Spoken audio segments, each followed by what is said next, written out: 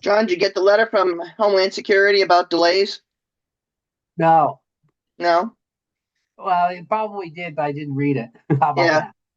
that? It wasn't worth reading. It's kind of, we got you down as a fast track, but who knows what fast track means anymore in FEMA. Um, Apparently, because of new executive orders, FEMA has to revamp a whole bunch of stuff. So they're expecting delays. Okay, well, It is what it is. We can't do anything about it, really. we'll get our part done. That's all that Right. counts. And we're moving right along. We really are. We're doing great. I think we're used to FEMA delays, to be honest with you. You could speed things up this way. It's through Zoom, right, sir? Yeah. It might be right in the Zoom directly that you gotta change it. Yeah, that's what I was looking and I couldn't see. So I think you gotta do it. So over here, right underneath in this. Oh, there we go. Um, June, can you talk for me? Yep, sure can. What, Oh, perfect. That's what we needed. it worked? Okay. Yes. Yep. Excellent. We're about to start. Yeah. Oh, we've got have another person joining us today. Okay. Oh, Jake's coming too? Okay. Oh my goodness. We're gonna need more chairs. Well, this is a good thing. Yep. We'll make you match today, probably. Yeah. Well, that's good. Or close to it. Here so you can see the screen. You're right ahead. Oh, she's recording, so you can just request it directly from her.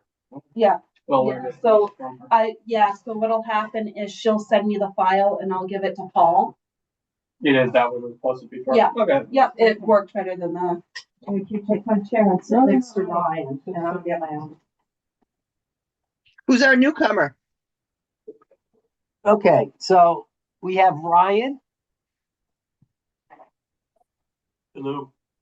Okay, Huff, right? Yes. HUFF. And your role as a citizen? For this meeting, yeah. The citizens I mean, I'm elected official, but as Do you mind just putting back like more supervisor, so right? I would be able to see that. budget committee. But Oh, budget committee. Awesome. And someone else, too. Jake.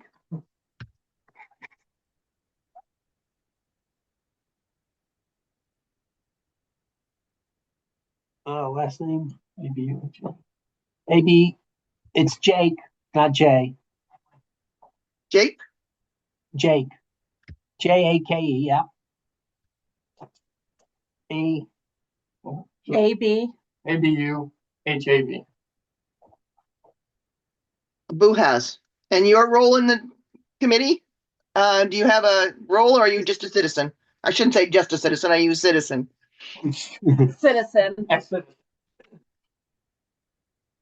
Okay. Now, Sarah, if you could get me the emails of all those people you just entered in here, we're going to put Rosalie as in a citizen too. Yep. FEMA always likes to see citizens in there.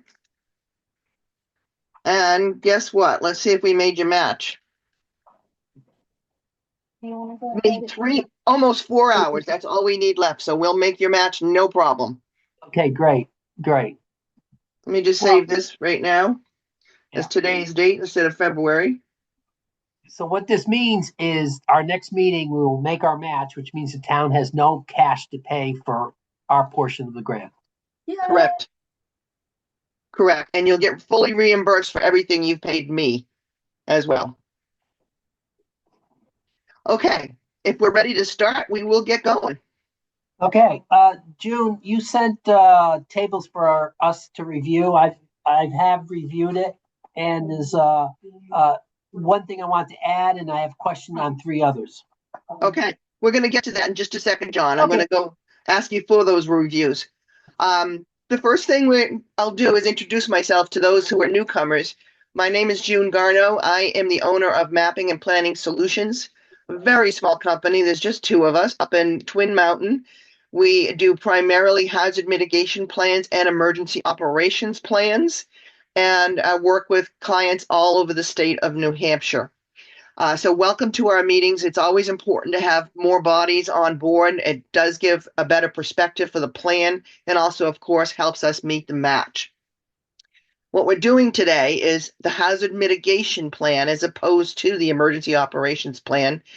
So what we're doing is determining what we can do in town to eliminate or diminish the impact of hazards, primarily natural hazards, but we do also talk about technological and human caused. The EOP, or Emergency Operations Plan, is what you do when it hits the fan, which is a little bit different. So this is before it hits the fan to try to eliminate the problem, and Emergency Operations Plan is what you do after an event actually takes place. You've got the agenda up on the screen right now. There is an agenda put in the plan every time we have a meeting.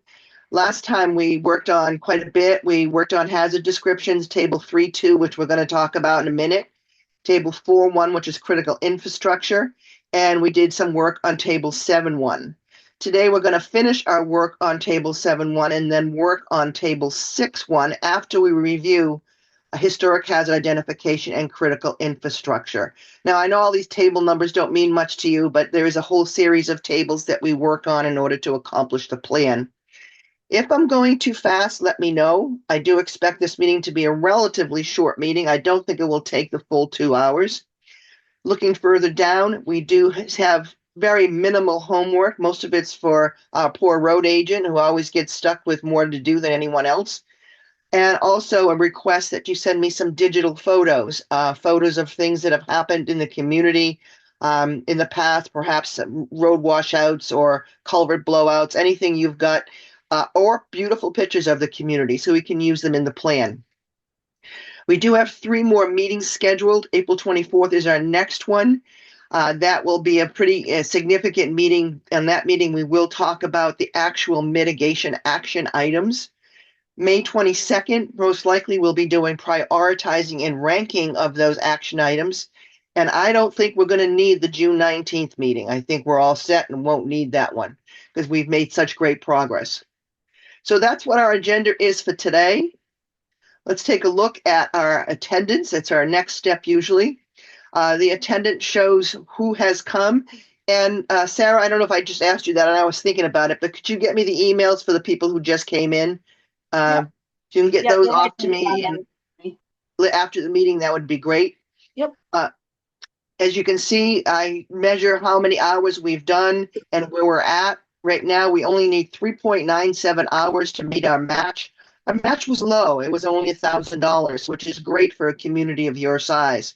So we've done very well with that. And you'll also notice that I have fast-tracked the plan. I sent one to Homeland Security yesterday that I also fast-tracked. I didn't get any major pushback on it, so I'm hopeful that they will, in fact, fast-track the plans that need to be fast-tracked. Your plan has already expired, your old plan, and one of the reasons we're doing this whole process is to make sure that your plan is not expired. As long as you have a non-expired plan, you will remain eligible for full cooperation from FEMA after a disaster. So that's the main reason we do this plan, is to make sure we have a non-expired plan so the town can receive aid after a disaster. The grant you're on doesn't expire till May of 26, so we're way, way ahead of that, unless the delays at FEMA are more than I anticipate. Then we had no problem making our grant expiration. Okay, now we're going to go to the tables I sent you. The first one I sent was 3.2, which is hazard identification. And for those who weren't here last time, it covers historic hazards, including all of these categories, from inland flooding all the way down to droughts and miscellaneous hazards. We went through this one by one. We looked at presidential emergency declarations and also straight emergency declarations to see how the town fared in each of those events. So, John, what you got for me? I have no changes for that. No changes for this one. Okay. No. Let me just go small for a minute just to kind of give an idea of how big this is for everyone else in the room. As I said, it covers inland flooding. It's very detailed. it does talk about what happened in the town of Grafton during each of the events that were declared by the federal government. Also, additional events that may not have been declared. It goes through inland flooding, wildfire, tropical and post-tropical storms, high wind events such as tornadoes. Then we talk about severe winter weather. So all of this information is available, and I can forward these back out to our newcomers if you are interested. Also going down here, we talk about earthquakes. Then we talk about drought, and then we have some miscellaneous hazards such as solar storms, transportation accidents, and infectious disease. So it's a very thorough table. It's a good historic reference for the road agent should he be looking at any kind of patterns that are happening in disasters, and also for the EMD. Whoop. Got a dog having a fit. The next table I said to you was table 4.1, which is critical infrastructure and key resources. Now, this one lists all of your critical infrastructure and key resources, but we also did a hazard analysis of them to see if they were in any particular hazardous area and what kind of susceptibility they might have in that hazard area. If there's a 1, it means generally that the hazard isn't that significant in that area. 2 means it's moderately significant, and there might be a couple of 3s down below that indicate that that particular area or that particular facility is in a high hazard zone. I'm just going to shut my door. I'll be right back to you. I don't have to listen to these dogs barking.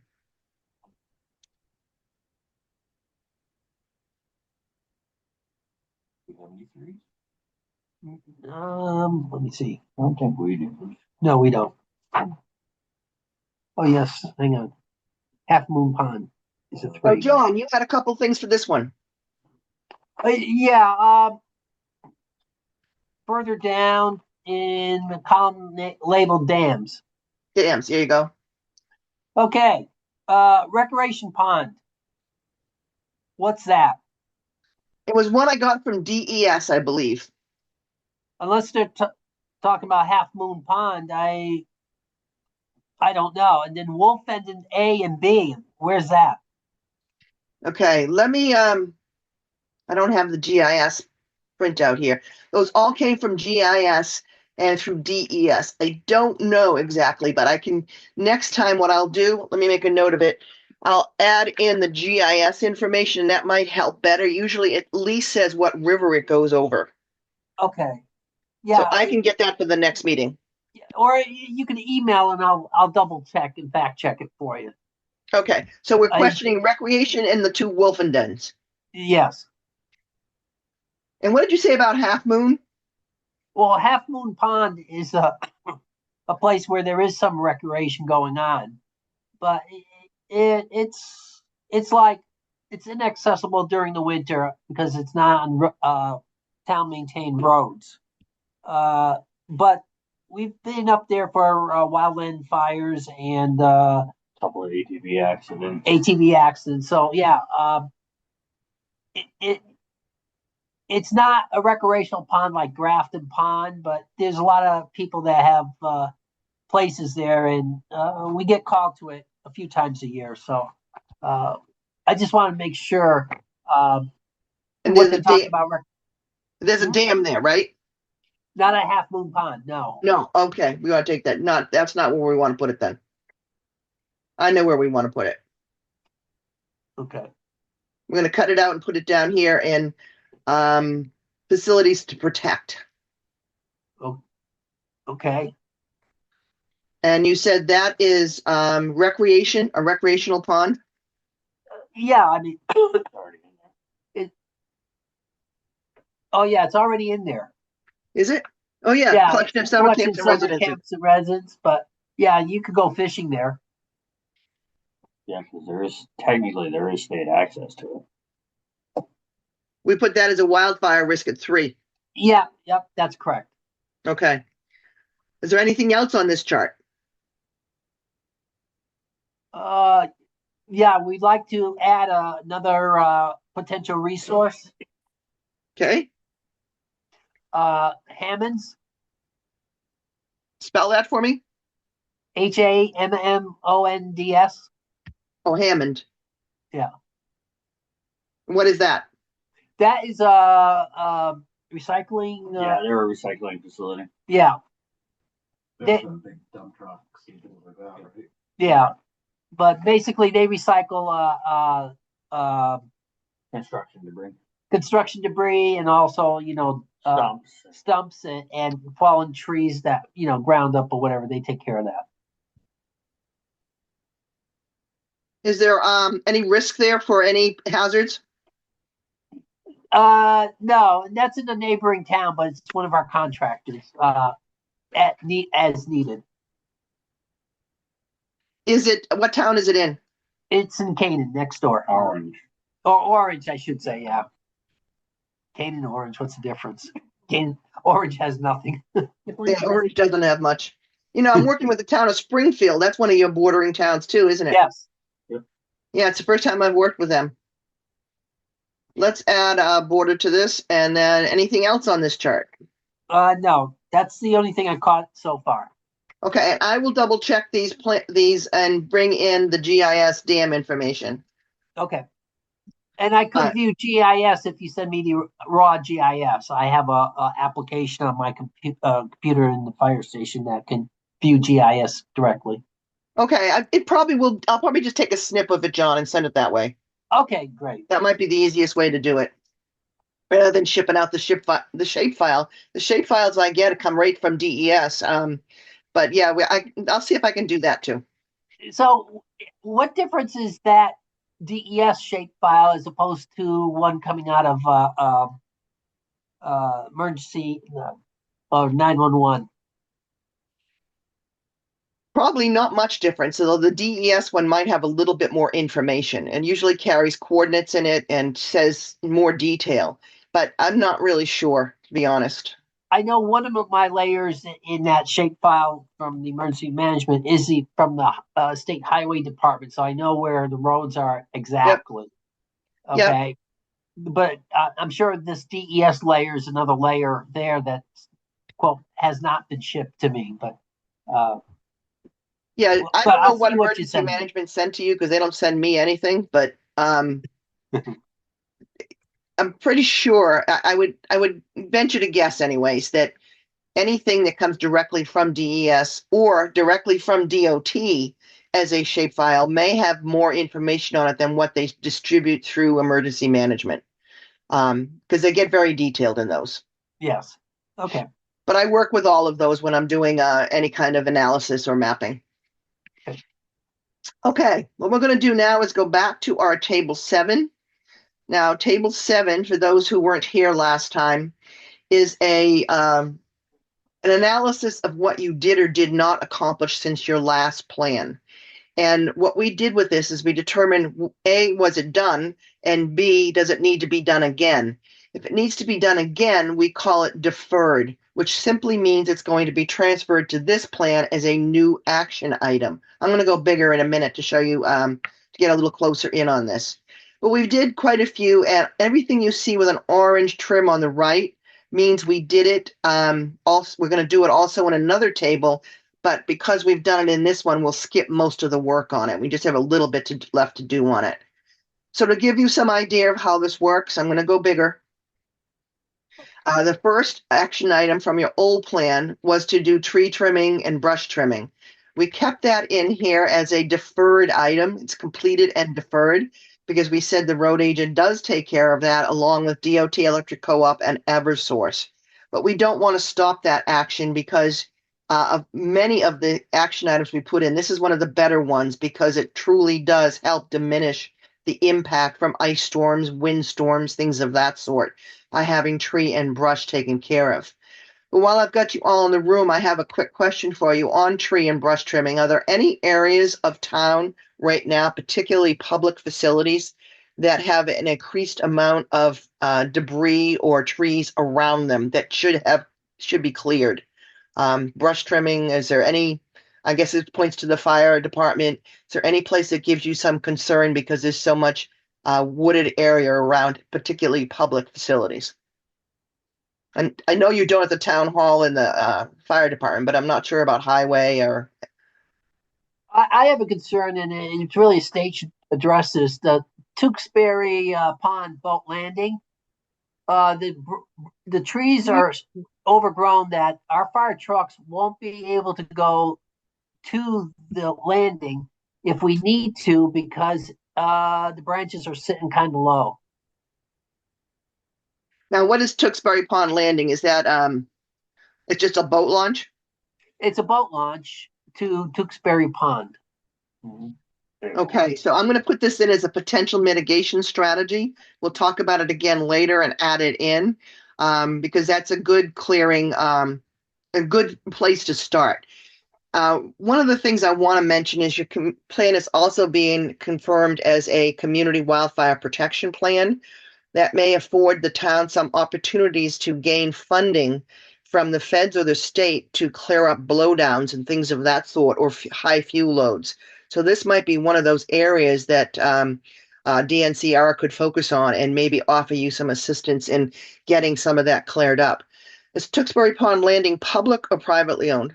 Public. It is public. Okay, that makes it even better. Okay, so I made a note on that to talk about that later on. Let's go back to our table 7. The next thing we talked about was hydrants, and we determined there are 6 dry hydrants and other drafting sites in Grafton. And this particular action item is also deferred, but it's only deferred to continue to maintain those elements, both the drafting sites and the dry hydrants. So it's again just preventative. The next one is more emergency response oriented. This is about NIMS and ICS, getting town officials, particularly those who will respond to an emergency, trained in ICS and NIMS, since they are the backbone of most of the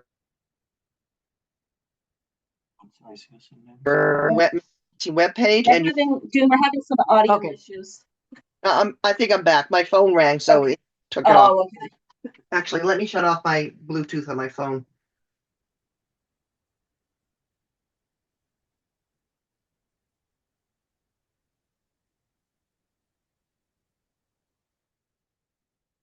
Okay, now we shouldn't be bothered at all. The next one's about the web page. You do have an emergency management web page. This is about public education on various things, including emergency preparedness, but more importantly for this plan. Come on, stop it. More important for this plan is the need to put information on your website about mitigation activities that public citizens can take to prevent hazards from impacting their homes. This is, again, addresses many hazards. And the reason why we put this in here is because FEMA does require a mitigation action item for every single hazard we address. So because we don't have really anything we can do about drought, for instance, we can at least let the public know that drought is upon us and that they should conserve water, things of that sort. So that's what the use of the emergency management page is. Now, the ones in green, I wanted to go into a little bit deeper because I wrote new copy since the last meeting. This is about building codes. And what I wrote was that Grafton does not have a building inspector or code enforcement officer and does not require building permits, only building notifications for inspections and assessments. The notification process requires builders to abide by the IBC, International Building Codes, and the IRC, International Residential Codes, which the state of New Hampshire has adopted. However, with no enforcement, building projects have not always been monitored. The town's taxpayers have denied the acceptance of a building permit or building inspector. Now, you notice I put this as a deleted action item because we haven't come up with anything we want to do with it. You don't want to hire a building inspector, and I assumed from our conversations that there is no need to change any building permit process at this point in time. Is that all correct? I would say so. Okay. So I filled that in since our last meeting. We're going to move on to the next one, which is also green. This is about 911 signage. Now, as opposed to street signs, this is house signage and the importance of that for emergency response to find locations. We had said that Grafton is about 20% compliant with E911 sign, which is pretty low, but they do have an ordinance regarding the signage. The Well, hang on. strategy, Do we? I don't think we do. I don't know as if we do. I Yeah, I thought don't think someone we said you did. No? No, we don't have an ordinance on that. No, not to my knowledge. Strategy is deferred, so we're going to do it again, to encourage residents to obtain compliance signage from the fire auxiliary so that emergency responders can better assist the public in need. Use public outreach opportunities such as your emergency management webpage or other social media to promote better compliance. Okay. That's okay? Yeah, that's okay. Okay, the next one I'll just synopsize a little bit. It's about developing a stormwater, culvert and stormwater management. Hang on. We have questions. Go I ahead. have one question. Is there a grant out there to get signs for all the homes that are in Grafton? I don't know of any grants, but I do have heard many towns, and particularly up here in the North Country, there's a lot of them that have um, all uniform signs for every address, and they get them from the prison system. Now, one community said there was a cost of about $20,000. I think it might have been the town of Whitefield that said that. So there is a cost involved. It may be a good fundraiser. It might be something that you could talk to the state about further. I might be able to talk to Paul Hatch, John, Okay. and see if he has any other sources. But that's where I understand the signs come from. I can tell you quite honestly that in all the communities I go in, the only towns that have a percent higher than 85% are the ones that put the signs up for the residents who actually do the work for them. That way it actually gets done. And people might complain, but usually they're just delineator signs. They're 3x5s. They're reflective on both sides. And they offer a real good resource for those emergency responders to find properties. And they put them in the right locations, which is usually at the end of the driveway, not on the house. So it's a good thing to get built up better. 20%, as I said, is pretty low. I've seen most towns come in somewhere between 35 and 65, and only the towns that do it themselves. And you'll see if you come up north, anyways, probably down there too. A lot of towns, you'll see all these red signs all over town, or all black signs, and those are the ones they've gotten from the prison to do it for the community. Anything else?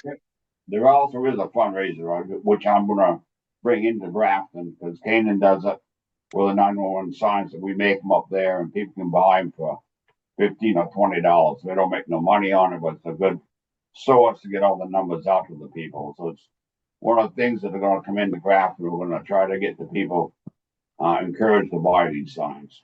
Yeah, that's another thing a lot of communities will do is they'll go out and buy the signs and then have the residents buy them off them. So as you Yeah, say, pay a minimal fee to get them for their properties. Yeah, There is we have, resistance to that, and you'll see that as we get into our final table, but some people just don't want them, and we do note that when we get further on. But it's Oh, a yeah. good Some people just policy won't to be. do.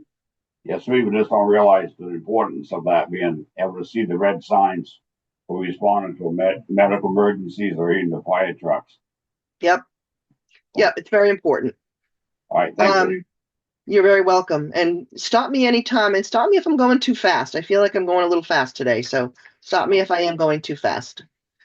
The next one's about the stormwater plan. This is for Jeff. Mhm. That's right. It is Jeff, right? This is about developing a written culvert and stormwater maintenance plan that details things such as when the culvert was put in, what problems are associated with the culvert, and when the culvert should be replaced.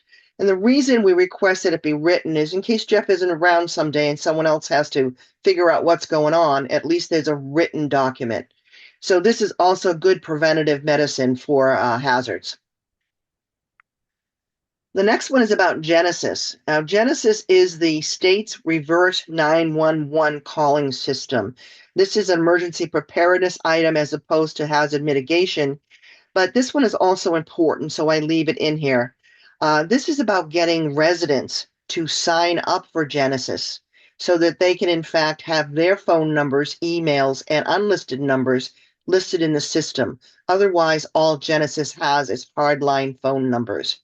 The importance of that is so many people don't have hardline phones anymore.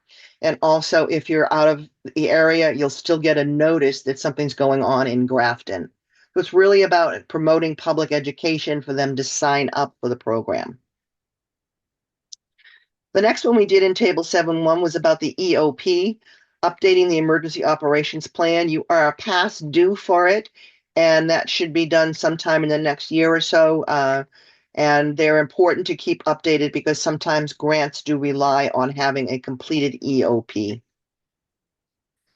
The next one was one I wanted to delve deeper into with you. It was green, so that's how I know that. It said and just want to correct the language, make sure it's correct. The Grafton Master Plan was last updated in 1987 and is way overdue for a recommended complete update. However, Grafton does not have a planning board, and it is unlikely that a new master plan will be developed without one. Therefore, the strategy is deleted. We have a planning board. We don't have a zoning board. Okay. Does have a zoning. So is any likelihood that you would be doing a master plan? Not me. I believe the planning board had that on their radar, but I don't know what came of that or if they're still working on it. Do you want me to leave it in here as a potential pie in the sky activity? Yeah. To be honest. Okay, we'll put it as deferred, which means that the strategy is not going to be deleted. It means the strategy is deferred.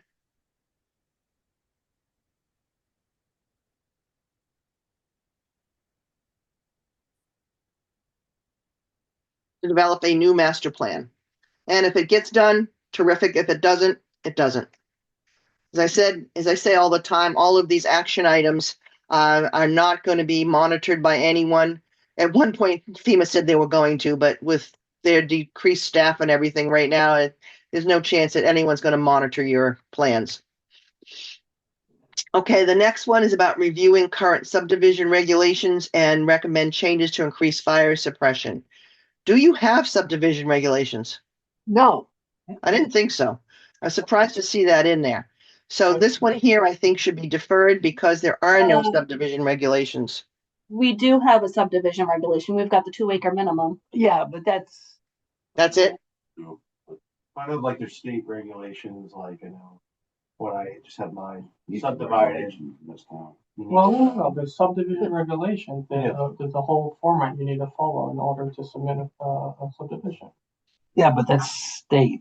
We don't have. Town of Grafton, that's one. We have a request form that has to be completed if you're gonna subdivide. That Okay. gets submitted to the planning board, but, They have to approve it. and they have to approve it, so. So there is some there's a regulation. process, yeah, So there is some regulation. there is a process to, It's minor compared to. yeah. Now, is there anything in that subdivision, or do you think it's advantageous to have something that says that in any subdivision subdivision, there should be fire protection, such as fire ponds or hydrants or anything installed to protect for wildfire? Most of the subdivisions that happen here are small, like 1 or 2 parcels. All right. No developer's going to come here because we don't have zoning, and because we don't have zoning, that means they can't afford to build a high-end development because somebody next door can move a trailer in and it would, well, make their neighborhood look bad. But and because of that, I don't think we have to worry about high-end developers. Okay, so you don't think you have to worry about the wildfire risk in any new subdivisions? No, it is what it is. I mean, we have rivers, we have whatever. I mean, if a person has their own fire pond, that's one thing, but I don't think we're gonna ever see a major development where we'd have to force a fire pond. I mean, we're looking obviously for more dry hydrant locations, but normally you can get that permission from the landowners if you point out the insurance advantages for them. Okay, I'm going to put this one as a deleted one, but I will mention why it's being deleted because of the unlikelihood of any high-end developments. And you have plenty of, well, you have water resources right now that you can rely on. I'll take care of this for the next meeting. I'm gonna make it yellow so I don't forget. I didn't swear again. Yeah, but you agree with that. Right now, yeah. Yeah, this plan's only good for 5 years, so, yeah, we're good with this. Yeah, it's really geared for communities that are expecting large subdivisions to make sure that they have water resources. People that have 300-acre lots that they plan to develop, to make sure that there's some water resources within those subdivisions. That's what it's more meant for. The next one's about your hazard mitigation plan, and real briefly, it's just to update it annually and to re-update it completely in 5 years. We did delete the next one, and again, if you want to change that, we can do that. But it talks about a list of functional needs population. The functional needs population in some communities is monitored by the fire department or EMS. It's a job to do that. It sometimes takes more effort than the town has. So what we did last time, and again, we can change it if we need to, we deleted it. We said a list of the functional needs population has not been developed since the last hazard mitigation plan. It's deleted because the team felt without the available resources, a functional needs list would be unmanageable by the town officials. The next one I put in all my plans, and this one is really just to encourage people to maintain their private roads. It's not telling them they have to, but it is encouraging them to maintain private roads for access by emergency response, and also to maintain private culverts so that the roads are safe to pass on and so that private culverts don't interfere with public culverts. So this one I'll read out because it was green. Town officials have previously encouraged private road maintenance.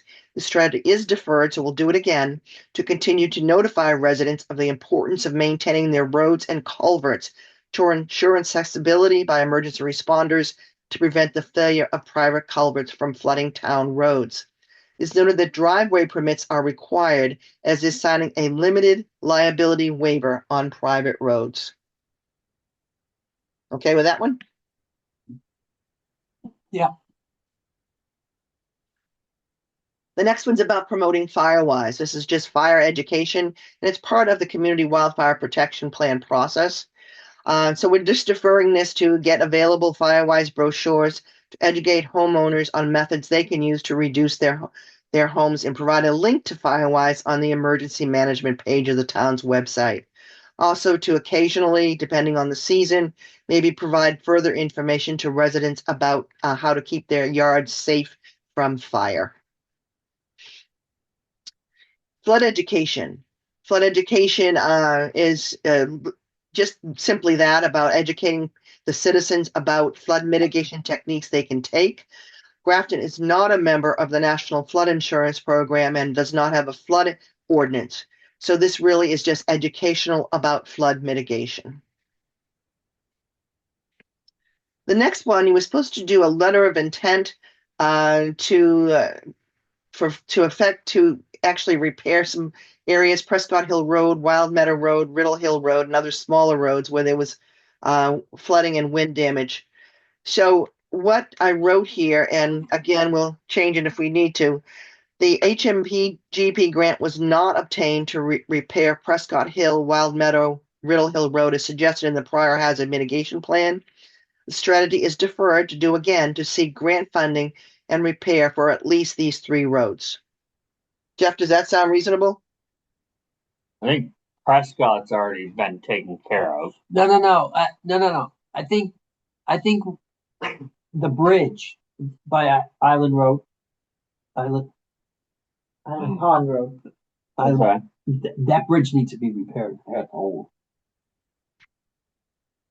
It was repaired once already. Yeah, it's been repaired Oh, once. yeah, we put new decking on Yeah, it. that's been done. Okay, yeah, That was done. yeah, that was done internally. Okay, that's done. We can So fix that. Prescott Hill is done? Yeah, Right. That Wild Meadow Bridge is, it's in progress. That's why we're speeding this up. well, the bridge below this one needs to be done. So, but what was it, Williamsville? Riddle. Riddle Hill. No, we just did some mitigation there. Do we have a bridge? Oh, I know what that's the bridge that's almost. So these are all about bridges, not about roads, culverts. Culvert. Oh, culvert. That's a culvert, not a bridge. Yeah, I thought these were all culverts. I guess they're Oh, both. okay. Okay, Prescott listen, Hill is done. Wild Meadow Road that's the one that needs to be done, right? I think if they're talking about culverts, that's got to be the twins. Yeah, Yeah, that's what we're, So that's got to be the twins. And that's the one then- you're fast tracking this for, right, John? no. No, this one. No? That's Okay. further above. The twins is got to be the next one. Yeah, we tried to do it with the twins and had some issues. The twins has got to be switched over to a box culvert. That's the only way you're ever going to cure that one. Yeah, Simple as that. I mean, that's okay. And Riddle Hill, you just went through it, right? At the last, yeah. I just walked through that. okay. And that's actually, I mean, it's nowhere near as bad as it. I mean, Does when it the need road work? got ripped up, you replaced culvert. So that, taking Riddle Hill off, or we still have Yeah. issues? I think Riddle Hill should be fine. Okay. I take Riddle- think the only one that we really need to focus on is Wild Meadow. Okay. You know, Prescott Hill near Thousand Acre Pond or between Slab City and Hensman. I walked that one too. That one's not. Because there was a problem with that a couple of years ago. I think that got replaced or Did it repaired. get repaired? I think So so. that one doesn't look that bad at all. I walked the Okay. whole length of that one. I got soaked in the Okay. process because I fell. Okay, we're coming to two Wild Meadow Road ones that we did not talk about last time. We didn't get this far. 3 of them. So we need to assess if they're different than that and whether or not they need to be done.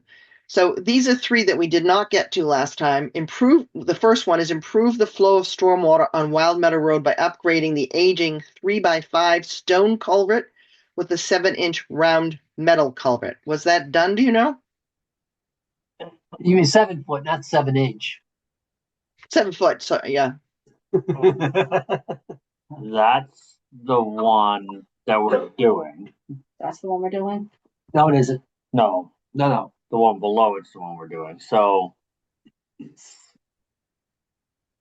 that's the one that's in historical. It's historical. Yes, that's gonna be the historical one. Yeah, that's So stone. that one we can't touch. So we don't want to defer this to do it again. We're not gonna be able to touch that one until Mother Nature takes it out. Pretty much. That sounds terrible. Yeah, because Have you ever gone there? You should. It's really it's interesting. actually pretty cool. I mean, Especially summertime. It's cool. if Mother Nature takes that one out, we're gonna have a problem. Cause One at Grant's Pond, no. So where the road comes in when it's real narrow, where the 2 guardrails are, up there. on Wild Meadow. Oh, Wild Meadow. So you go past, Almost all the way to the yeah, top. you go past Grant Pond. Yeah. Yeah. It's There's by that house there. there's just two that- culverts there. There's one where the brook comes down off the mountain, goes under the road, and then the brook loops back around and goes over and heads towards the Half Moon Pond, right? So you're talking the second Grant- one? If you're coming Grant's down the hill? Grant's Grant. Let's say, yeah, Grant's Pond. So you, The the second one? one, coming the one down? that's at Alexandria Town Line is the one we're doing this for. Gotcha. Then you've got the one that comes down on the corner. You'll see it where the road narrows and then opens up again. The stone culvert's right They there. were by the Right. house that Hardwick owns. Yes. Yeah. Well, no, that's the twins. No. Above There's above the house. too many As of you're going up there. As you're going up there, All right. past the White House, Gotcha. the Hardwick owns. Yeah. Okay. It's the one up from that. Yeah. Where the road narrows real quick and then it expands again. Sure. That's where it is. Gotcha. Okay, so we're going to delete that one because you can't do anything about it. The next one was to upgrade the 4-foot arch metal culvert on Wild Meadow Road near Alexandria Town Line with a 6-foot concrete box culvert to improve the flow of stormwater and prevent road washouts on this part of Wild Meadow Road. Tell me about this one. That's the one we're trying to fast track about. Right. And you're going to replace that with a box culvert? Yep. And is 6 foot still realistic? Yeah, Yeah, I think so. And you're going to be applying for a grant for that? we have a grant in progress. Okay, grant in progress, but it needs this plan complete. Yeah,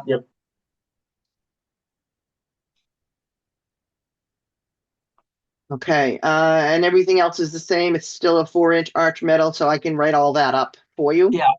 let me just explain to our other people here. So basically, this particular area has so many washouts in the past 50 years that probably the town and the federal government has spent over $500,000 At least. at least. Okay. And by upgrading this here, it will alleviate a lot of other things because it won't jump. If we can prevent it from jumping there, then everywhere else should be able to absorb that water that comes off from, well, but that's the major one. When it takes that out because of the steepness of the hill, it'll take out at least a quarter mile of road easily. Okay, if it jumps.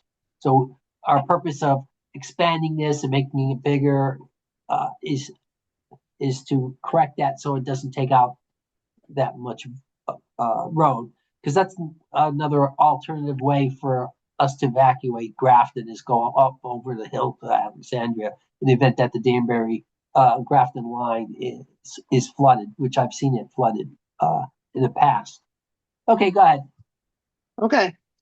The next one was another one about Wild Meadow. Obtain funding to repair, upgrade the Wild Meadow Road Bridge, which at that time was the only red listed bridge in town.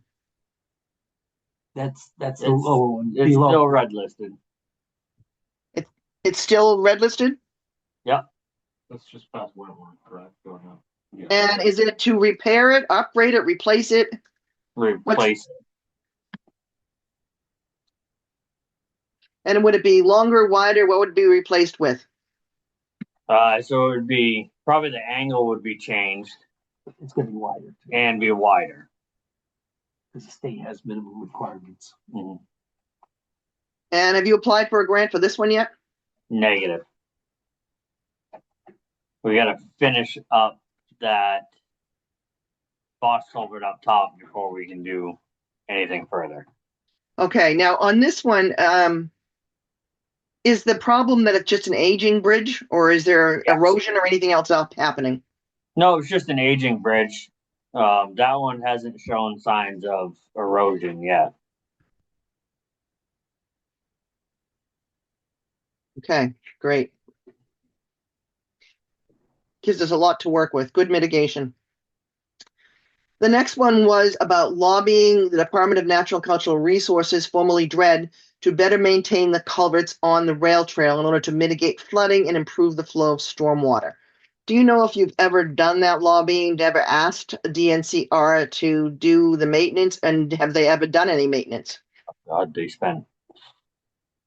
have spent maintenance doing it, both at the 2 years Grafton Orange line and even over all the way here, down through. all the way through. So they've actually done work. Has it fixed the problem? Until the beavers clog it up again, yeah. They've got it clogged up, Yep, they've got it clogged up. That's right. or that logging operation is. I've seen 6 feet of water there.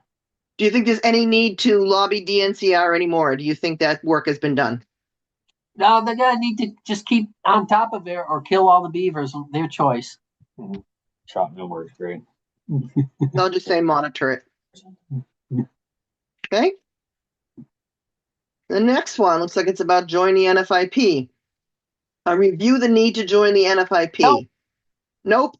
Nope. We don't want zoning.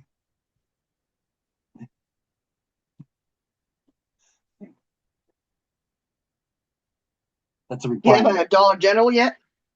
Nope. Because that's what happened in Wentworth. They had no zoning and they put a Dollar General right in the middle of a major intersection.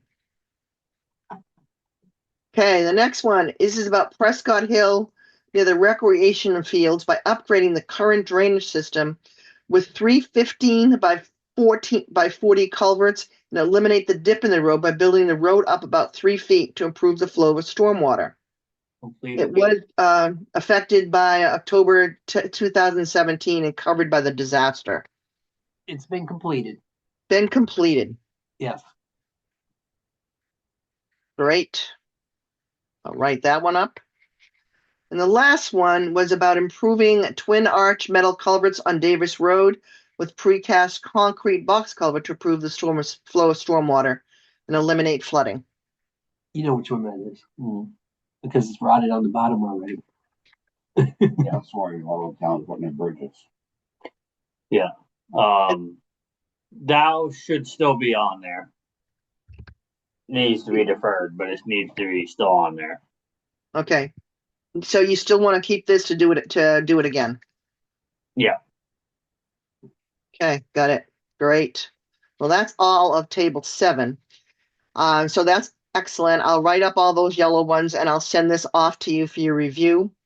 We're going to go now back to table 6.1. Now, we haven't done this table yet, so let me explain what this is about.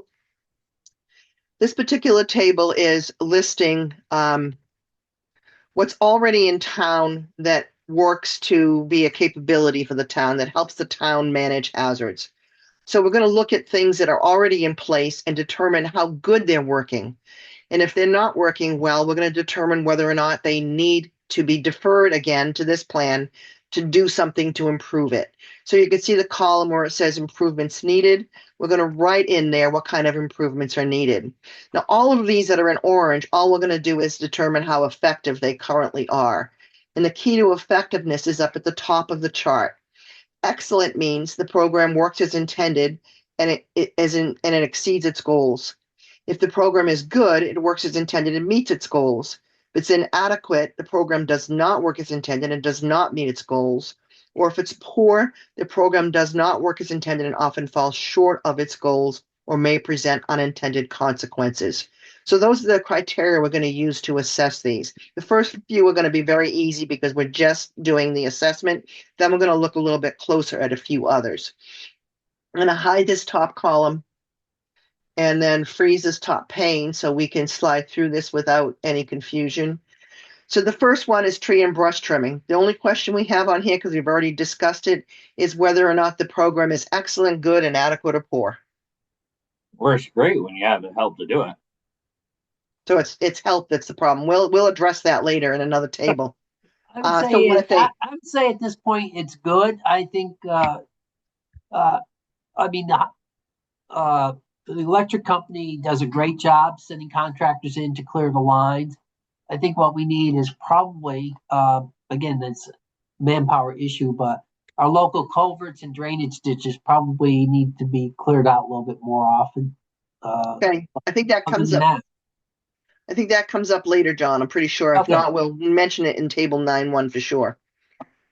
And the We next do one's have- about maintaining dry hydrants and water resources. Is this program excellent, good, inadequate, or poor? Okay, it's good. yeah, good would be, It's good. We got other hydrants we're putting in as we go along. Okay. The next one was about NIMS and ICS. Now here the question basically is, are there many of the staff on town, planning board, select board, yourself, John, maybe Sarah, what's the kind of the percentage of people in the town officials that have taken NIMS and ICS? I know your first responders would have, but Our first responders, I mean, I have. You're in the fire department. I I have. Alan has. Jeff. has Jeff taken it? Yep. Yep. So we're Oh, that's not bad then. so- You might want to say good on this one. John, Yeah, I'd say good. Didn't I We'll take be that? adding some more people on as we move along. Okay.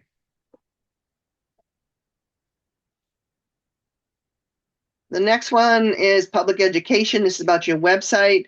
Would you say your website is excellent, good, and adequate, or poor at getting information out to the residents? I don't know anything about it.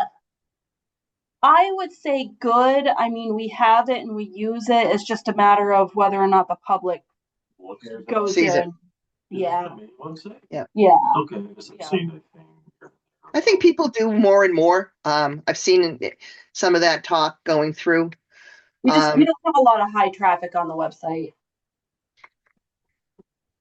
you don't have a listserv either, right? No. Subscription service? No. Sometimes that's a good idea in some small communities that people can sign up to get information. But then again, you need the staff to manage it. So Our website has e-subscribe, so if we put a news and announcement on there, anybody that signed up to get notifications through that, you do have they'll that. yeah, so it's not a listserv itself, but it's works kind of the Subscription. same way. It at least lets them know, hey, something new's been posted. Right. Okay, the next one is about the building permits, building code permits. Do you think any improvements need to be made in them? Or do you think things are fine the way they are, and how would you rate them? So we don't have a building permit, and we don't have building codes. We have a building notification, which is different. Yeah, got that in there. Okay. So is this excellent, good, and adequate, or poor? How does it work? I say that it works excellent. Yeah. I really would. I think it's inadequate. My opinion. Yeah. Well, we don't have zoning, so there's not so much that you can do, but for the process that we have in place, I think it works well. That's my opinion. Want to go somewhere in the middle at good? Yeah, we You're could do saying that good. there's a lack of building codes and that's the issue. Where And it's citizens, not necessarily, Yeah. you don't need codes, but there needs to be some sort of maybe an ordinance or something to that effect. Which is, Well, which like is driveway. Right, you have to be careful with that. So Yes, the reason why we there- don't is because if you do, you could be then getting into zoning. So Because, we're okay, limited to what we we'll use across from 192 Turnpike? You have a pallet house. Quite literally. Yeah, you can call it a house, but you know, It's fine. stuff like that. Sugarbush Lane, You know, Pallet House. Yeah, that's the stuff where you have to be really careful with allowing people to live in. But Is again, my to thing. regulate Yeah, it's that, better to off to regulate tear that it down and let them live homeless in the gutter. and to No, regulate that, you're that's talking about not what I'm zoning. saying. I know that's not what you're saying, but And that's not what I'm saying either. But they'll live There- in your living room, it's cool. there needs to be something. there's a reason he lives in a. So is this asking if the building codes, if we have building codes and permits, and if the system's operating well, or if we morally agree with building codes and permits? I think that's the question, Yeah. right? It's So not- for what what we we have, I think it's in working. place, what we have in I think place. it's okay, I So guess. I would say good. All right, and who's in charge of the building well, you don't have the building notification process. Who's in charge of it? The select board. The Would select all board. health codes fall under that too? Health enforcement with? Not in that particular spot, no. No, they're not involved in that process. Now, does the NFPA play any role in this from the fire chief? No. Okay. The next one's about your 911 signage, and how do you want to rate that? Excellent, good, I think, and inadequate myself. Yeah, inadequate would be a good thing, but Because I don't know that I've ever seen one that low before, to be honest. It's pretty low. I've seen them 30, 35, but 20 is pretty low. The next one's a stormwater plan. Currently, just how does your stormwater management work? Excellent, good, inadequate, or poor? You don't have a plan, so we can't really, we could say inadequate because plan does not yet exist. But do you have anything in writing at all? No, I think it's inadequate.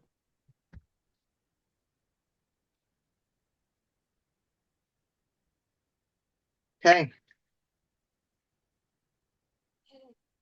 And your promotion of Genesis to the community, has that been excellent, good, inadequate, or poor?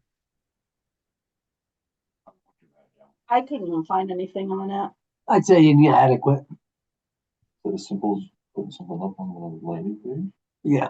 Well, that's what I tried finding, and I couldn't find. Let me send you the guy's name. Yeah, Um, if you could send me information on it, then I could get it on the website, but I couldn't find any information when I tried searching. Not for Grafton anyway. okay, I can send you guys name contact at New Hampshire Safety. This guy's name is Tim Scott, and I'll send that off to you with his contact information. Okay. The EOP was your last EOP. Excellent, good, and adequate, or poor. I'd say it was good. I did that one, didn't I? Yeah. Master plan, inadequate. I'd say poor because it's pretty non-existent. I agree. Especially But- 87. But I would say, yeah, poor, but I would say it's good because we don't have an updated master plan, they can't go and get a bond, which I think is good. Oh, I don't think I'm putting that in here, John. It's okay, it's recorded. Okay, this next one we were deleting. This is about regulations because you don't really have much of regulations. You just have a 2-acre minimum. So what do you want to say about your regulations? Excellent, good, adequate, or poor? Good. Yeah, I was gonna say for what we have, I think we do it well. I'm not going to write that exactly like that, but I got the gist of it, and I'll fill that in later. This one needs to be filled in too.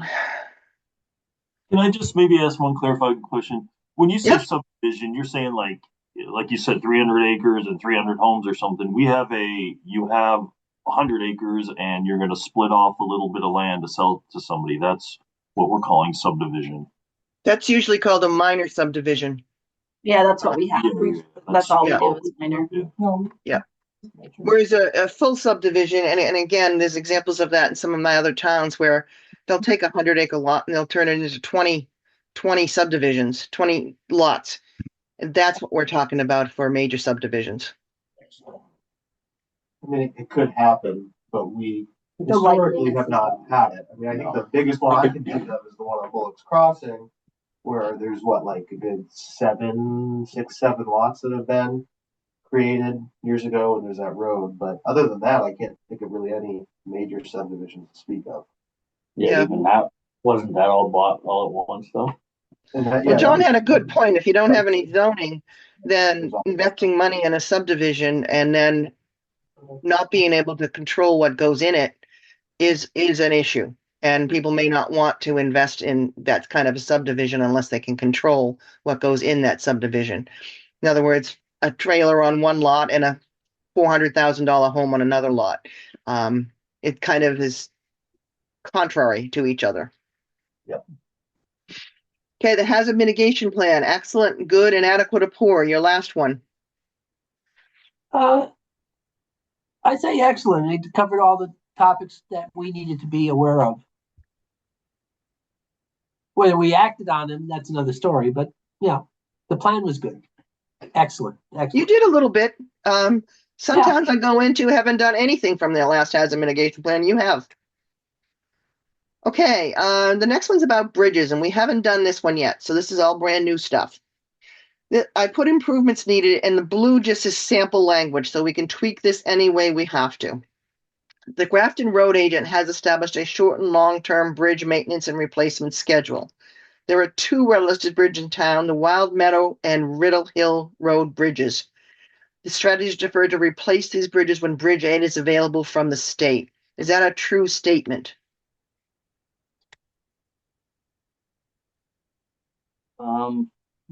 Well, I believe it's just one that's red listed because I don't believe Riddle Hill is red listed. Yeah, let me go back here for a second because we think we did talk about that before. Let me just see what we said.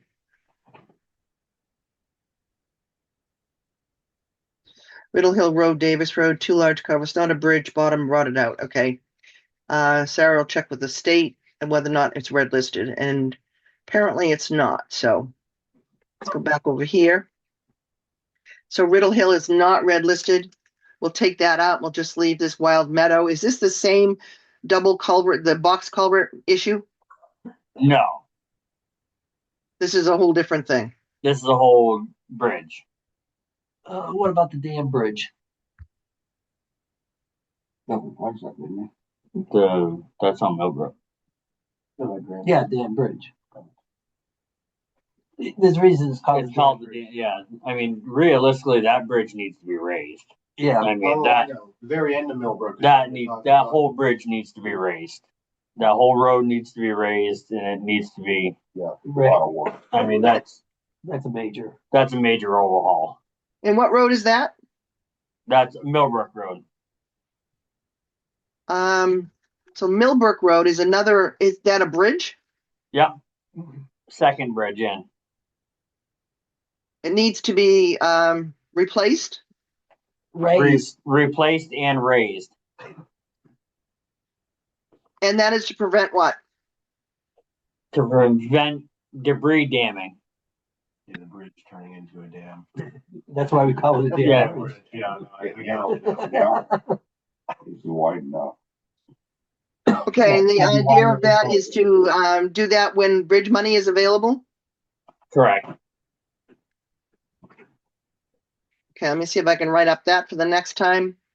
How would you say overall your, bridge program works? You keep on top of it? It's excellent, good, and adequate, or poor? I mean, we try to stay on top of it. We put money into a capital reserve every year for bridge funding. So, I mean, so I would say good. Okay, Would you agree? Yeah, I agree. I I mean, the state has replaced their share. Yeah, I mean, So And they've been on top of it. We just replaced the Kinsman. the Kingsman Bridge, when we had that. so this Wild Meadow is a totally different issue than the other three Wild Meadows we already talked about. Correct. You know what bridge that should be replaced? No, it never flooded. I don't think it's gonna jump. It's the one at Grafton Pond. It's just narrow. But right from the. Yeah, so Oh, that one I still have to look into. That may be a state issue. Yeah, I mean, That bridge, I believe, is classified as a state property bridge. I don't know for sure, but I gotta call the dam guys okay. and find out from them. Yeah, so Jeff will have to do more research on the Grafton Pond Bridge. Okay, is it a bridge or a culvert on, I'm just thinking Hardy Hill Road, where it kind of gets swampy when you go down? There's a bridge. Yeah, it's a bridge. I mean, that could be a major evacuation route. So the biggest problem with that area is the Beaver Dam. Yeah. There, and what happens is the owner, because it's past where we can Do anything. do anything, we have to get owner's permission. What is the bridge and culvert in? He's not gonna give it. No. No, but the bridge is in good condition. Okay.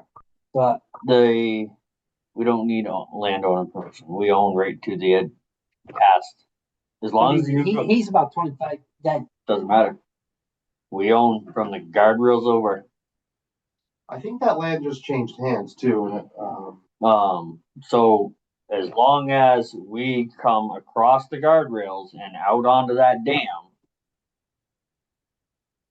the landowner can't do anything. so your backhoe can reach, I can reach it, but it's stretched. well, yeah. I'll keep the beavers busy. no other bridges?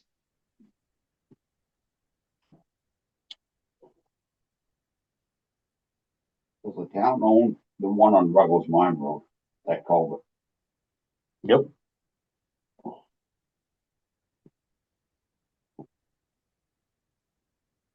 Oh, I think we're gonna see issues there I do too. after I all hope that so. logging. That's gonna get clogged real quick. I know so. Is that the one that was flooded and the loggers, blew up the beaver But dam that's- Yeah. illegally? Because the But bridge was flooded. that's only a culvert. That's not a Rusted out, yeah. no. Okay, so we have another culvert to talk about? That one's not gonna be a big deal. Is is it public there or is that private road? It's technically we own it. Okay, We own to the gate. But it just goes. in the- What road is that on? Ruggles Mine Road. I'm sorry, say that again. Ruggles Mine. Ruggles mine. Okay, I'm just gonna make a note of it so we can discuss it later to see if we want to do anything with it. okay. Let's get back to bridges.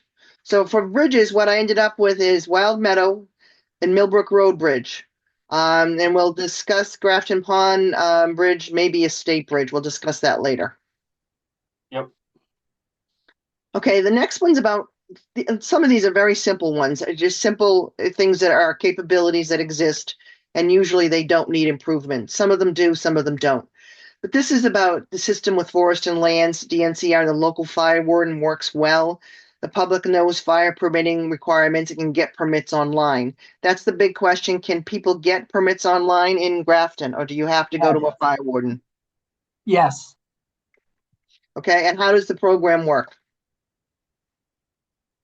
So they go online, they sign up for the fire permit. I think Not you I mean must that, have done Sarah. it. I mean, is it excellent, good, and adequate, or Oh. poor? Good. Good? Yeah, it's good. Sorry, I didn't mean to cut you off, but No, that's okay. you're too efficient. The next one's about the burning index. This is another simple one.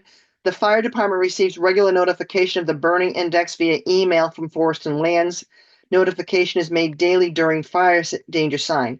My question for you, is there a fire danger sign anywhere in Grafton?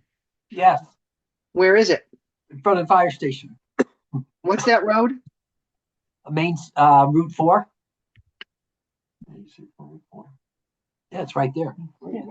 By the bike. And I Is there think any the need for fire- any additional ones? No, It's the center part of town. Everyone drives by it usually, most people in town. And doesn't the fire department also post daily on their Facebook page what the burning is? Yeah.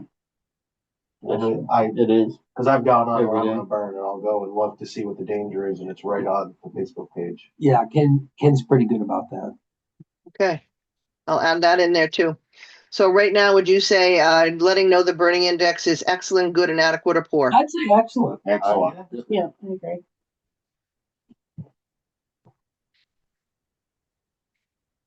Okay. Capital improvement plan. You don't have one, right? We, Working on. In the yeah, we process. do have a capital improvement planning committee now. They're still work in progress. They only meet once a month and they didn't establish till June, so they've only had, a handful of meetings. But that's a work in progress. Would you say then it's good, but a work in progress? Is that how we want to label it? Yeah, that's what I would say.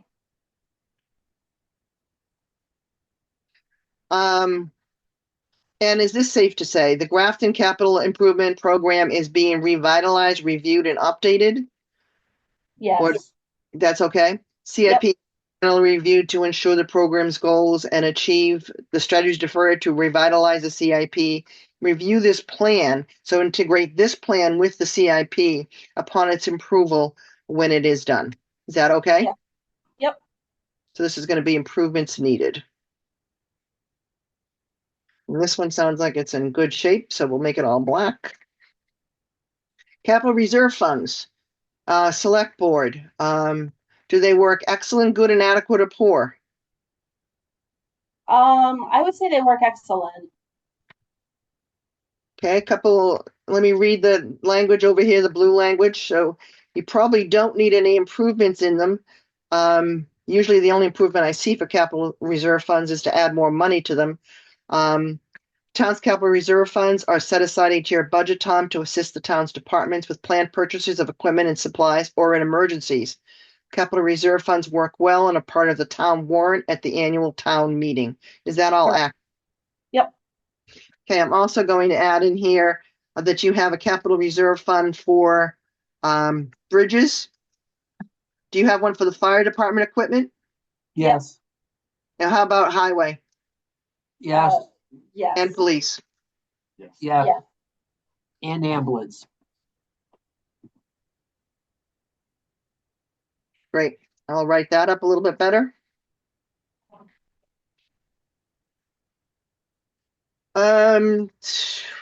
This one's about emergency dam plans. You don't have any high hazard dams. So what I wrote is no improvements needed. The town has no high hazard dams, so therefore no dam plans. Dam plans are not required. The only dam plans that are required are for high hazard dams in the whole state. Doesn't mean you can't have one for other dams, but there aren't any in your town that need it at this point in time. Would you say right now the dams in your town are in excellent, good, inadequate, or poor shape? I think good, right? Kilton Pond Dam, that's That's new. just new. Yeah, I brand guess it's new. good. So I I would would say say, good. I don't know what Grafton Pond Dam is, but Grafton Pond, you think, well, they did repairs a couple years ago, but I think There's they're talking about replacing. those are the two big ones, I think, in town. Yeah, but they're not high. And they're not even big, yeah. But they're no the biggest. Grafton Pond. They're talking about doing some major work on over the But that's a next, state issue. yeah, over the Yeah. next we're couple good. years. I'd You say good on dams? Yeah. Okay, let's go on to emergency training.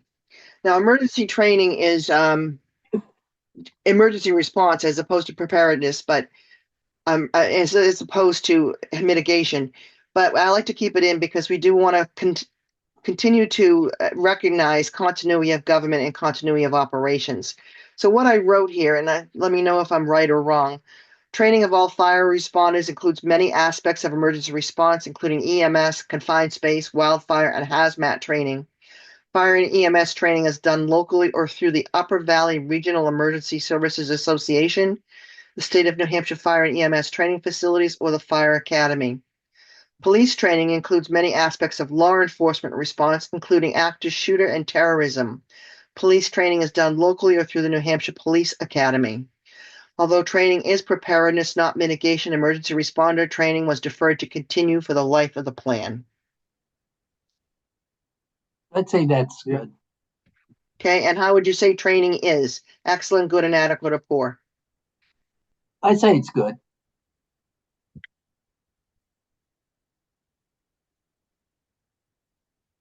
Okay, generators. Anybody need a generator in town? Sure. No big one.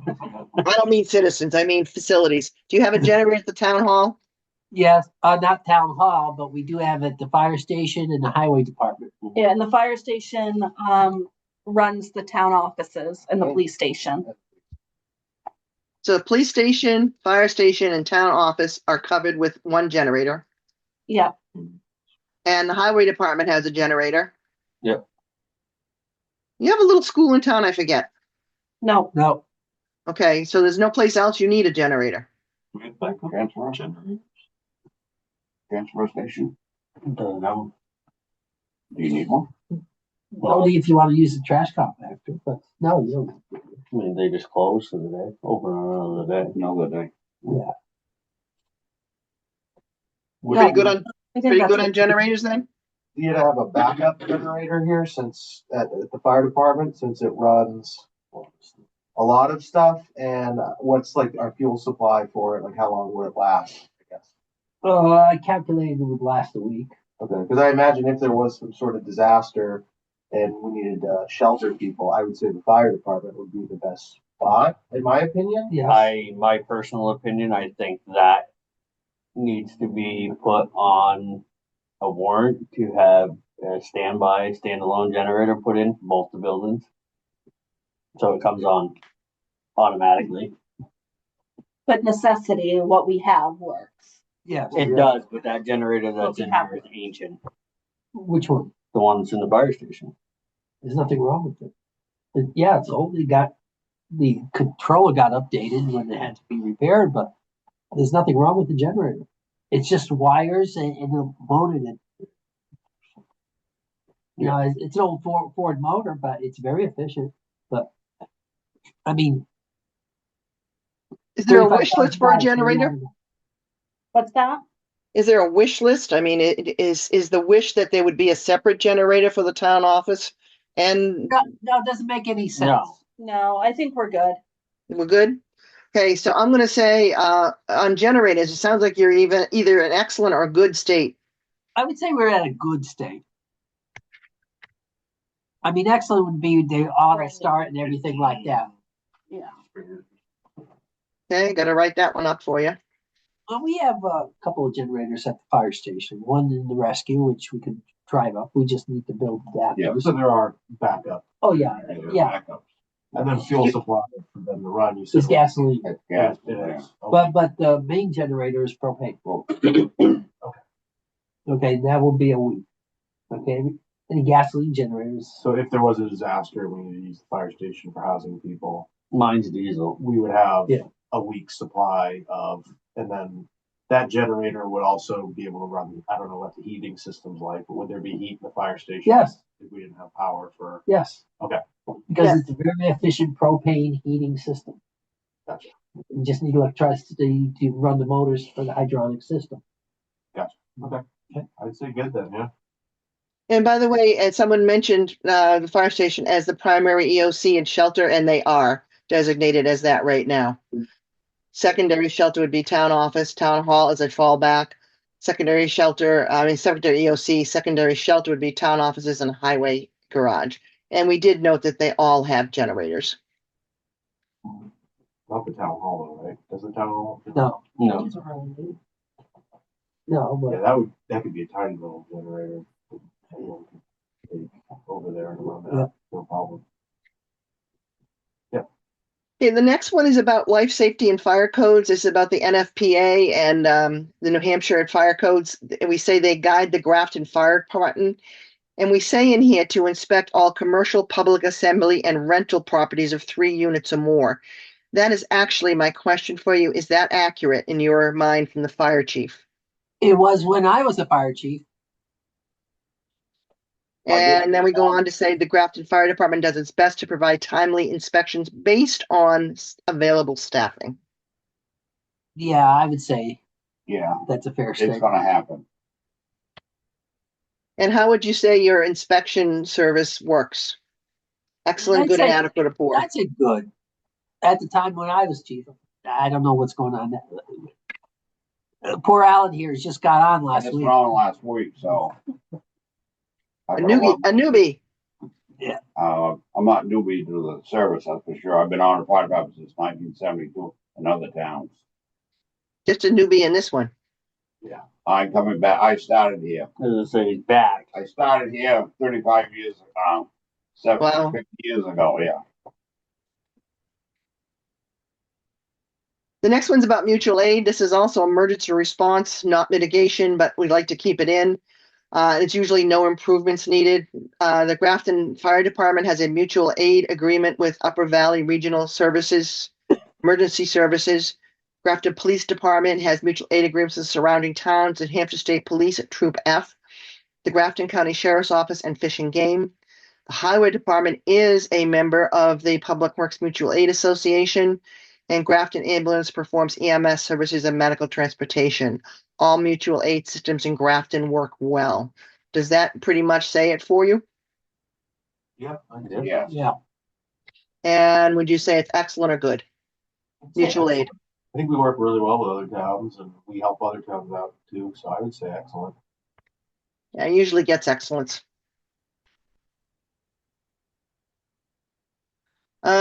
This is let me see. Let me see what I wrote here. Grafton is not a member of the NFFP and does not have a flood ordinance. The Straters deferred to this plan to provide vital information on flood mitigation techniques. This was actually in the other plan as well. It also goes on to say you can provide links to the NFIP and ready.gov and other pertinent websites to educate homeowners. How would you say your flood awareness works in town? I don't know as if we have any educational documentation out there in regards to floods. Okay, We let's could. say inadequate I'd then? say inadequate, it definitely. And that would be the planning board and select board might want to get that information out, or should I say emergency management? That to me sounds more emergency management. But it would go on the website is my thought. yeah. Let's put a thing on a statement on the emergency management website. Basically, tell them don't build in floodplains. Yeah, Basically, don't do or it. plant trees, plant water sucking trees. That's the other alternative.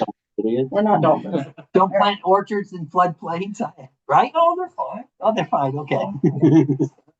The next one is about public health. This is usually no improvements. The state public health plan assists the community as part of the services provided by Upper Valley Regional Public Health Network.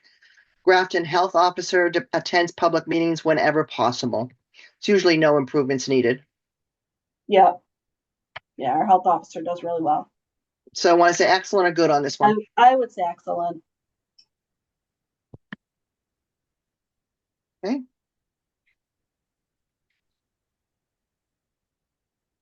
Radio communication. This is kind of a generic one, but it says all three emergency departments in Grafton, police, fire, highway, have radio interoperability. Communication systems and radios are updated with state and federal requirements and work as intended. And then the last line is there are areas of the town that still have dead spots. Is there any improvements we can make in that, or is it just the way it is? There are improvements that can happen. I'm working with Hanover about getting another antenna in Grafton. We got a lot of dead spots. Right, Mitch? We've got a decent amount. I'd say overall it's good. I can think of like two or three dead spots, at least for cruiser capability. The portable radios, they're Do you have any dead repeaters in vehicles? Does that help? Yeah, so the police department has repeaters in vehicles, and that definitely helps. Even with the repeaters, I can think of two dead spots off the top of my head, even with the repeaters in the vehicle. If I were to get away from my cruiser and just try to operate just on portables, which has happened time to time, there are a lot of dead spots with just the portable radio, the handheld. We are licensed to have a repeater as well, though. We just have not been able to afford to put one in. I would say overall, though, good, minus a couple of dead spots. So I'd say overall, at least for the police department wise, I would say radio is good. Not great. Okay. That being said, Alan, Pages are bad down here. We got too many dead spots on the pages. You're going down the road, you can't understand half of them. So we're gonna, in between, I'd say good for now, for what we got to work with, but like I said, I'm working with Hanover Dispatch to get this problem solved. Well, we could say inadequate. I know for PD it's good, but for everyone else it might be inadequate. So I would say overall inadequate then. Well, for paging purposes, we have backup plans. We also have direct text, and we have active 911. Sometimes the active 911 is delayed a bit, but the text comes in pretty good. Okay. It comes almost the same time. For me, it does. So then good overall, improvements needed. Yeah. Right. Okay. Yeah. So I'm going to generally say improvements are needed, and that to be work with Hanover and research the possibility for a repeater and a new antenna. Repeaters, a new repeater, a new antenna. Is that basically what we're saying? Yes. Okay. The next one's about roads. This is about road standards, and we like to keep in mind climate change when we're talking about road standards. Do you have standards established in town for the building of new roads? yes, Okay, so this is what it says. Local road standards have been established to provide specifications for building new roads to ensure that the town does not assume ownership of substandard roads. The town will not assume ownership of roads not built to the Class 5 standards. And acceptance of new roads is voted on at town meeting as a warrant article. And is there any improvements needed in your road standards? I don't believe so. We follow the same standard as for the state does. Okay, and is it true that only at town meeting as a warrant article that it can be accepted, new roads? Correct. Okay. And some town select boards have that ability, but not all of them. And so would you say excellent, good, and adequate, or poor? I'd say good.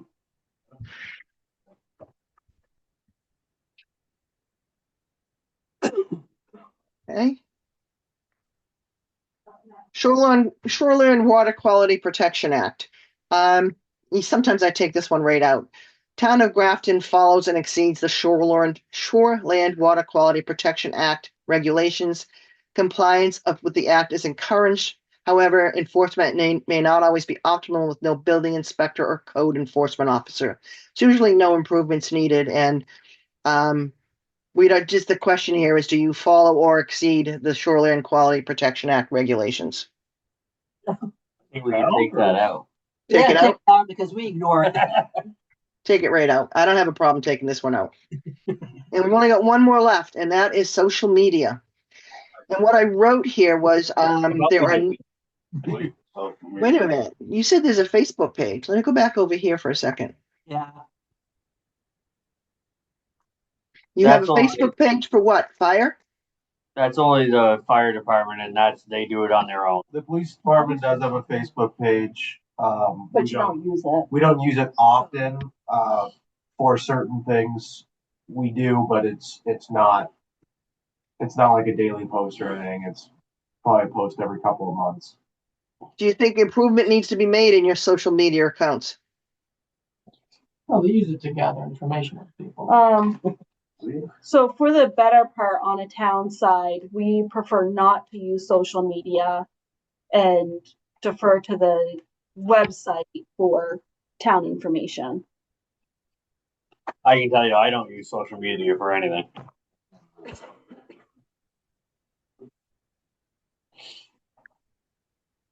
Okay, I'm going to say there are no social media platforms in Grafton outside of the limited use of a fire and police department Facebook page. Yep. And we're not going to defer it. We're going to say you're happy with the way social media works in town. Yes,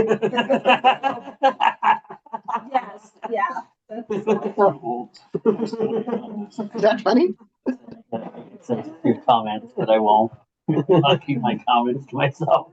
I feel the same about social media. Town run page, yes. The pages regarding towns, I absolutely hate. There's so much misinformation that goes around. We You do can't. have a subscription service. Yeah. Subscription. Yeah, I know. Okay, I'll pick this one up. So right now, social media, you want to call it excellent, inadequate, or poor? Good. I think It's it's good. fine. Yeah, Yeah, it's good. it's good. Good. We just put okay. All right, that's all I had today. So I've got a few I got to work on. And what I'll do is I'll work on those probably today or tomorrow and get copies of these two tables that we worked on today out to you. Now, what happens next is anything that was deferred or says improvements needed, we brought over to my final table, which is this big monster here. And in this one here, we'll bring them in and we're going to talk about various things, such as what type of hazard the action item addresses, who's the managing department, what kind of funding or support is needed to get the action item done, what's the time frame to get it done, and estimated cost. Now, over on the right side is another whole section called the Stapley process. That's an acronym that stands for whether or not, we're a little bigger on this one, the action item is socially acceptable, technically able to get done, administratively you have enough people to do it. So for instance, you mentioned something about limited time for staff members, so that would be put in there. Political, is there pushback in town? People are going to say, oh no, we don't want zoning. Or legal, do you have the legal authority to do the program, the action item? Economic, I usually put in there budget constraints if it's an expensive program to implement. Environmental, we'll be looking at that for each of the culverts and other bridge work to see if we need DES approvals and things of that sort. And I'll go over all that with you next time. But I needed to get done those two tables we did today in order to populate this table with that information. So this will be ready for us at our next meeting. So in the meantime, I'm going to look up GS information on the dams to find out where those 3 dams are located. I'll also send you information, Sarah, for Genesis, and I will forward you both, everyone, table 6.1 and table 7.1. In return, Sarah, you send me the email addresses of our newcomers, and then I will have everybody on my list. Will do. Does anyone? Be one of them. Mm. Not about Hill Pond. Up Blueberry Hill. Is there a dam there? Yeah. There is a dam on that one? All stone. Oh, Got another one to yeah, talk about? Blueberry Hill? Oh, we were just contemplating where Yeah, that this is another dam. I wonder if that's the recreation pond or, Well, that might It's be. all posted, you can't get near it. true. But it could be labeled as one of those other ponds. Yeah, it might be. Maybe on an old map or something. Well, I'd seen them about 10 years ago when I walked through there. Wow. It's all posted. It is all posted. I'll find out where those are. Okay. All right. Any questions for me, anybody? No? Yeah, next meeting is April 24th. We'll see you then, and I'll send out the Zoom invitation about a week before. Okay, great. Thank you, Okay, June. thank you very much, everybody. Thanks for coming. Take care. You too. Bye-bye.